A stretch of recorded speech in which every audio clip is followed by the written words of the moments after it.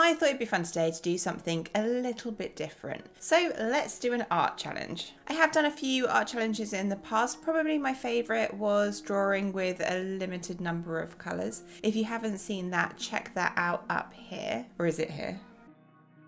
Anyway, today I want to try drawing with a completely new material. I want to see if it's possible to draw something realistically in my normal style with crayons.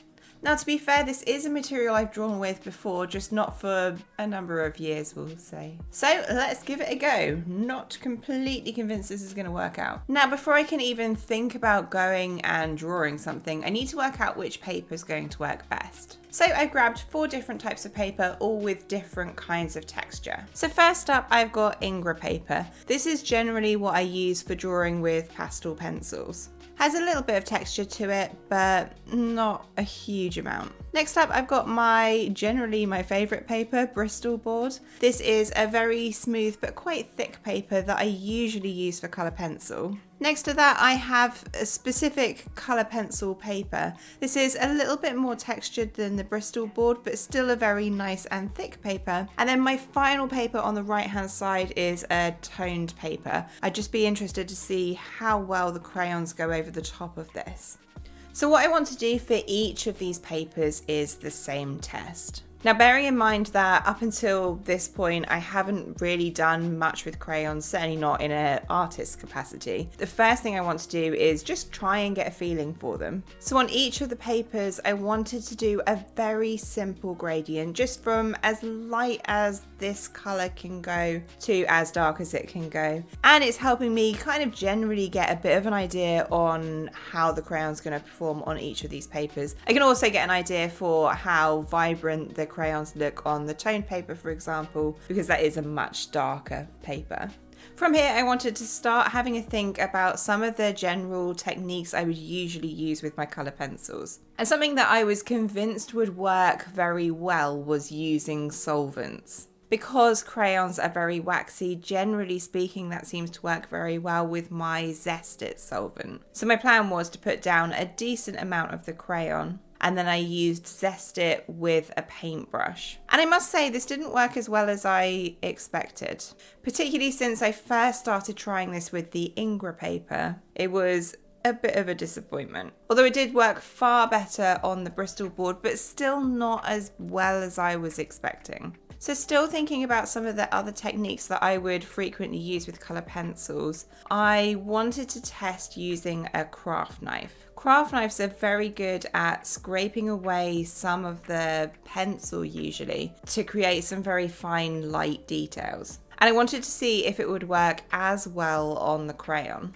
And actually, on the most part, on most of the papers, it did work very well. I would say it worked the best on the colour pencil paper. The wax scraped away so easily. It didn't really do anything on the toned paper. So last couple of tests now, I was very conscious that I would need to add in some fine details. So whatever I chose to draw with, I was going to have to add some sort of detail if it was going to look realistic. So I just wanted to practice making some kind of hair strokes just with the purple and blue crayon to see if it made any difference between the different types of paper. And it did make a bit of a difference. I would say that it looked the best on the Bristol board or the Ingra paper. I wasn't able to get as fine lines on the colour pencil paper, but it did make me think maybe what I could do is just draw on a bigger piece of paper. It's going to be hard to get details with the crayons anyway. If I draw on a larger sheet of paper when I decide what my final drawing's going to be, I won't need to make as fine a details. That was certainly the best plan I had. Because I felt like the Bristol paper, the crayons didn't look as vibrant as they did on the Ingra or colour pencil paper, I just wanted to make these little swatches at the bottom. I was just taking all of the primary and secondary colours and making a little kind of chart so that I could easily compare them at the end. And I don't think it's a massive surprise that I didn't like the toned paper. All of the colours look so muted. It's not even smooth on here. I decided to just put that to one side and focus on the other 3 papers. Although I wasn't massively impressed with the Ingra paper either. The crayon didn't go very smoothly on the paper, and more than anything, I just really didn't like drawing with the crayons on here. It felt like a big fight to try and get the crayons down and try and get them smooth. So I put that one to one side as well. So really I was left comparing the Bristol board and the colour pencil paper. And this was quite a tricky choice. The Bristol board, the crayon went down so much smoother. You can see it generally looks smoother, and I feel like the crayon was easier to control, but the colours did look so muted, particularly in comparison to the colour pencil paper. That said, comparing the swatches, they don't actually look massively different. They are a little bit more muted, but not to the extent that I felt like they were.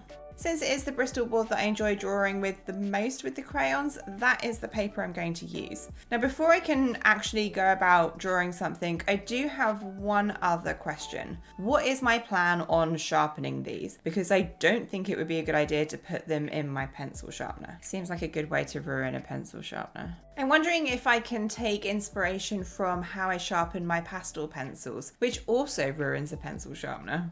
I figured the most sensible thing to do was to use the crayon that was looking a little bit blunt from all of those tests. So let's try and sharpen this red pencil. So I grabbed my knife and just gently started scraping away some of the crayon, always making sure that the knife is pointing away from myself. That's something to always be conscious of. And it was going quite well until it snapped. But thankfully it did snap, leaving me a little sharp point, so I guess it all worked out. I think the lesson here is that this is probably the best way to sharpen the crayons, but I do need to be very careful about how I do this. I think I got a little bit overexcited. So I know I'm using Bristol board and using a knife to sharpen the crayons. Let's start swatching out some colours. As I always say, I don't know what the colours look like unless I put them down on the paper. And as always, I want to do this in rainbow order. I do like having all of my blues together, for example, and all of my reds together. All I'm doing here is a very light little amount of crayon on the paper, going from as light as it can go to as dark as it can go. And then once I've done all of the colours, I kind of know a bit better what I'm looking at. So I've done what feels like a lot of prep. Let's draw something. But what should I draw? I'm thinking because the crayons are so brightly coloured, particularly the packaging is so brightly coloured, I want to draw something that is as vibrant. It is also a lovely day outside, so I'm thinking drawing something floral. I found a lovely picture of some flowers in lots of different colours as well, which is perfect. And decided that it was going to make most sense to start in the top left and work my way down towards the bottom right. So it was my general plan to use the crayons in the same way that I've always used colour pencils. So starting from the very lightest colour, working towards the darkest colour, and working in light layers. And this generally seemed to be working quite well to begin with. But as I had built up a number of colours and moved on to want to add in the darkest colours with the black, I realised that the black isn't going over the top of the lighter colours. It seems like whenever you get even a little bit of the crayon on the paper, you then won't be able to get the full vibrancy of some of the darker colours over the top of that. So I did need to slightly change my method relatively early on. So I decided from there that I was going to start off with the black crayon and put down all of the very darkest areas to start with, and then I could add the lighter colours over the top. So if I wanted to make my blue a darker blue, I'd put a very small amount of the black down and then put blue over the top of it, and that seemed to work a lot better than trying to do it the other way around. It meant that on areas where I wanted the jet black, I could have it. Now I should say that it was around this sort of time that I felt like I'd made a mistake. Not a mistake in the drawing, just a mistake in doing this. It turns out after a while of drawing with them, crayons really hurt your hand. Probably partly because they're actually quite small, but also because you have to work quite a lot harder to get in all of the detail than you do with something like pencils. Nevertheless, I carried on, and some of the flowers I'm very happy with, particularly the flower right in the middle. I'm very pleased with how that turned out. I think it looks particularly cool. Now I must say, altogether actually, this drawing didn't take that long. Considering it is quite a large sheet of paper, it only took 7 hours, but because it hurt my hand and I suffered from a lack of enthusiasm, it took a week to do that. It still took a week. what? Now that it's done, I'm actually quite happy with how this turned out. I wouldn't necessarily go out of my way to do it again. And I wouldn't either recommend that you try and draw something like this with crayons. I can't stress enough that it is hard work. But I think it does show that you don't need to have fabulous art supplies to be able to draw something good. That said, there are other much easier ways of creating good art on a budget. Check out my video here where I look into that a little bit more. Alright, I hope you enjoyed this video and I look forward to seeing you in the next one.